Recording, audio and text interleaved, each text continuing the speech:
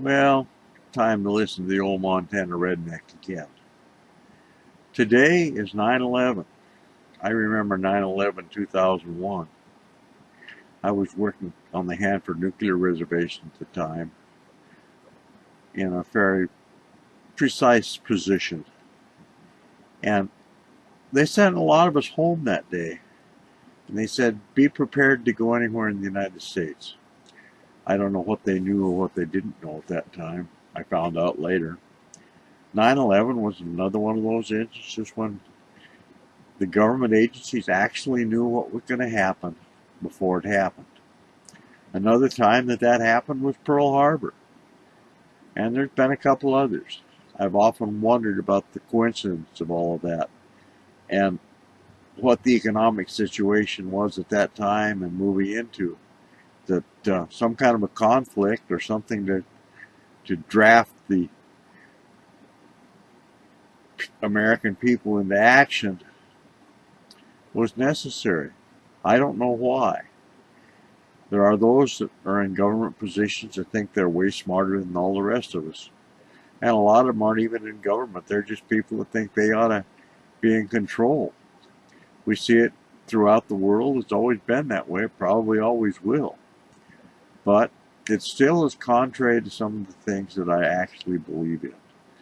And one is that I believe that the United States Constitution is a divine document. That everybody that's in office and every other citizen ought to read that about once a year just to see where it fits in. That's just the old redneck in me coming out. Talk to you today about a few other things too. We can see a hurricane destroying a lot of Florida. Another one destroyed a whole bunch of Texas.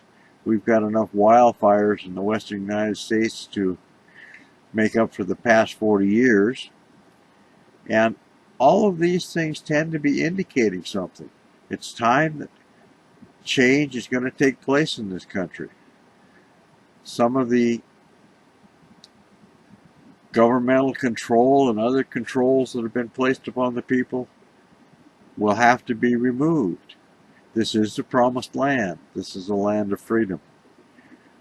If I were living in California or on the American West Coast, I would worry a lot about it because there's places in the Pacific that could create a tidal wave that could hit the top of the Cascade Mountains.